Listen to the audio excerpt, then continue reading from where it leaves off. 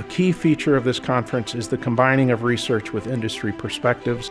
It's an opportunity for us to all dig deeper into the community banking model and the important role of community banks now and, of course, into the future. What takes place at this conference each year is known and appreciated by numerous constituents around the world.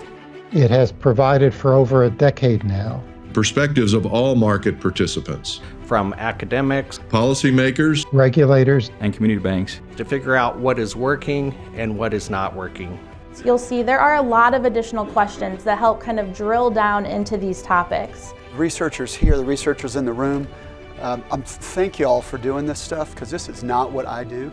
I think one takeaway that I get from these papers is a lot of the value in community banks resides in the people who work there. A lot of that value sits in the employees. We create relationships with people, not necessarily with institutions. We truly do have an unwavering commitment to relationship banking. We focus on cultivating very long-term connections with our customers, and I'll say particularly small businesses.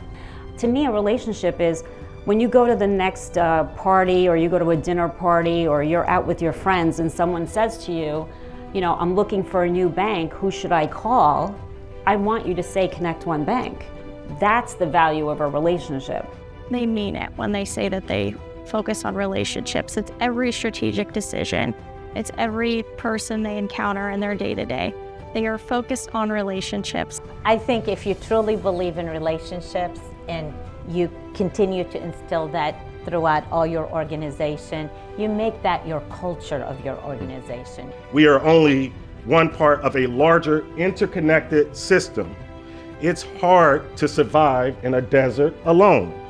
What makes a community bank, without that mindset of prioritizing customers, prioritizing your community, trying to give back to them, I think you're just a big bank but smaller.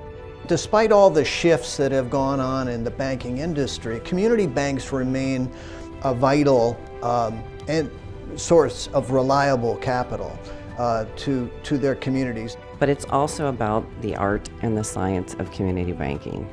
So the art, the practitioners, the community bankers, and we just heard from a few of them at our last panel here. And then the science was the research. Community banks generally are more exposed to very specific localized shocks, and they also do not benefit from the too big to fail guarantees that the largest banks of the system get to enjoy. The big banks in Tampa Bay were calling me to say, Corey, can we put one of our customers in line at your bank? And we understand we're going to lose the relationship because of it, but you just got to help them. Corey saw firsthand how strategic combinations have had positive effects in the communities he serves. So what it tells us is that relationship lending is valuable on average, but it's even more valuable during bad times, and that makes sense because that's the time when there is significant demand for those distressed borrowers, and community banks having that informational advantage, they're able to utilize that comparative advantage and extract more value.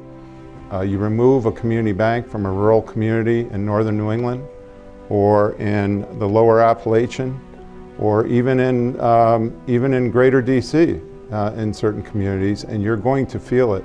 Ultimately, we all share the same goal of promoting a safe and sound banking system.